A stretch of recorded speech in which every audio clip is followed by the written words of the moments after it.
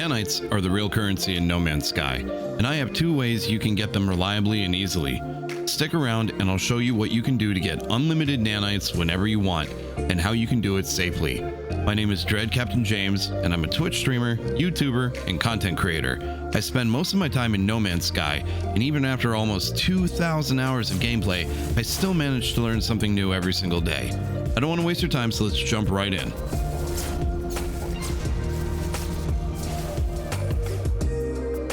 Alright, so nanites are something that can be a real pain to get, especially when you're seriously in need of them.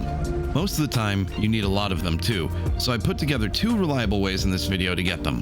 The first one is a mold farm. You may or may not have already heard of this, but in a nutshell, here's how it works. Runaway mold deposits are a type of resource that can be found on some planets in No Man's Sky. They appear as yellow diamonds on your analysis visor, and when you mine them, they release a sphere of runaway mold that rolls around on the ground. Runaway mold can be refined into nanites, which are a valuable currency in the game. Runaway mold deposits are typically found on planets with fungal mold and are often guarded by sentinels. However, they can be a valuable source of nanites, so they're worth the effort to find and mine. So, how do you find them? Like I said before, they can be found on fungal planets, but they've also appeared on a number of other biomes such as lush, barren, toxic, and radioactive. They're typically found in clusters of 3 to 6 deposits, but I've seen them in much higher numbers. The one that I came across here has 5 deposits, so it's not humongous, but it's going to yield continuously. When you do actually find a deposit, you're going to want to construct a base around it, specifically a pen. As in the name, runaway mold has a tendency to, well, it's like in the name, run away when it's being mined. So a nice wall around the deposit makes your life easier. I'd recommend a few things for your base as well. Amenities like a teleporter for ease of access, and several refiners, since the mold needs to be processed directly into nanites. Here's what I built. It's nothing crazy, but it works really well. The thing about a mold farm is that once you've mined the deposit, it resets once you leave the base. You need to fly or teleport away, about 1,000 units at the minimum, and return, and the mold deposit will have spawned again and will be waiting for you to rinse and repeat.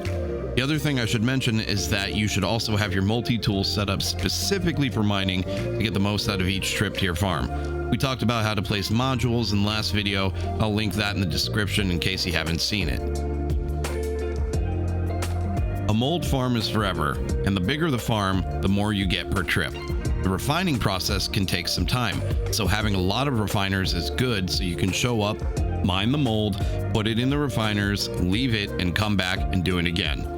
This base has 4 refiners, so I can process 4 trips worth all at the same time. Once they're processing, I can go do other things or sit and wait. It depends on your style.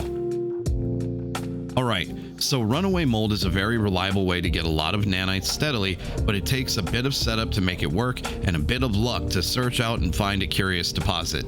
They're not that easy to find. You might get lucky and find one right away, or you could be searching for a long time. No Man's Sky has some seriously punishing RNG. The second way I've put up for suggestion is a little bit more violent, but can yield good results as well. Sentinels yield nanites, and you're going to need to fight them.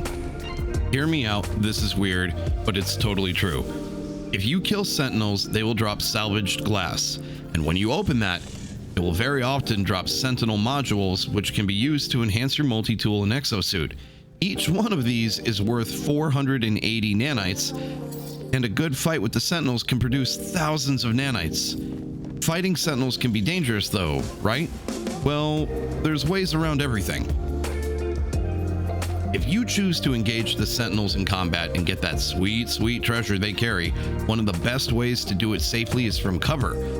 So, build a small shelter, as they cannot enter to hurt you and will lose track of you. That's half the equation. The other half is finding them before building this little fortress and knowing where they will reliably attack you if provoked. You see, the trick is this. You need to be able to farm the sentinels over and over so you can fill up on all the loot that they drop. The trick is to find a way to trigger them, then keep them at the 3rd or 4th level of sentinel deployment while you clean up and make off like a bandit. there's one thing that gets them super mad every time, and that's Gravitino balls. They hate it when you grab those. Instant 3-star response, instant regret. So, if you can find a nice little planet with Gravitino balls, you have found yourself a Sentinel farm. Most of the time, I find it really easy to find Gravitino balls on planets that have low gravity, so airless planets. You'll know them right away. There's not just good weather on them, there's no weather at all. Fly or roam around the planet until you find some grav balls, then build a little shack. I built mine with really nice windows so we could see the Sentinels outside. Then, when you're ready, and you have a good multi-tool that deals death, grab one of the Gravitino balls and hold on to something because the Sentinels will come running.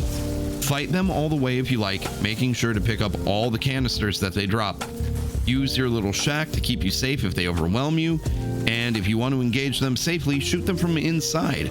Once they've disabled, you can save and reload and repeat. If you don't want to do that, you can fight them to whatever level you want, then retreat inside the house, and they will lose track of you. Once they're deactivated, you can come back outside and start trouble all over again, starting the response once again. Using the shelter as cover is a much safer way to engage them, and makes this a lot easier than you might expect, especially with lower level gear. Once you have your fill, head up to the space station and to any vendor you choose, select sell, and sell the Sentinel upgrades that you've collected. You'll find that you can get lots of nanites this way, and it's very reliable and a little exciting. Well, there you go. 2 fairly easy ways to reliably get a ton of nanites and never have to worry about it ever again. I hope this helps you, and if you already know it, then thank you for watching this as far as you did and supporting my channel. It really means a lot. We're getting very close to partner on YouTube here, so if you've made it this far, you have no idea how much that helps. If you enjoyed this video, please give it a thumbs up and subscribe to my channel for more content. You can also find me at the link tree in the description, which will bring you to my Twitch channel where I stream No Man's Sky every day, Monday through Friday, so come say hi. I'd love to hear your thoughts on this video, so please feel free to leave a comment below. If you have any suggestions for future videos, let me know. Thanks again for watching, and I'll see you guys in the next one.